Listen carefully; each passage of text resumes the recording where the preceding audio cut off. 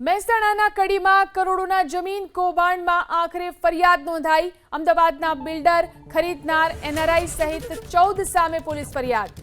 બાવલુ police સ્ટેશનમાં 14 ભૂમાફિયાઓ સામે police ફરિયાદ નોંધાઈ। શાળા, મંદિર અને મકાનોને ખાલી ખેતીની જમીન દર્શાવી અને વેચી દેવાઈ। કડીના વડાવીના તરસનિયાપરા ગામમાં શાળા, મંદિર સહિતની જમીન વેચવામાં આવી।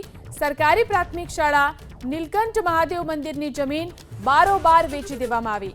તબેલો અને ગ્રામજનોના પાકા મકાનોને પણ ખેતીની જમીન દર્શાવી અને વેચી નાખવામાં આવી। તરસનિયા પ્રાથમિક શાળાના આચાર્યએ લેખિત વાંધા અરજી રજૂ કરતા કૌભાંડનો પર્દાફાશ થયો।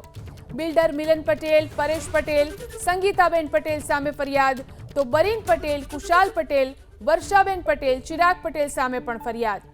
અમેરિકાના મૌલી પટેલ, મુંબઈના વિનીતા પટેલ, કેનેડાના મોનિકા પટેલ સામે પણ ફરિયાદ। આ ઉપરાંત મુંબઈના નિખિલ પટેલ, મિનલ પટેલ, રાહુલ પટેલ, સમીર પટેલ સામે પણ ફરિયાદ નોંધાઈ।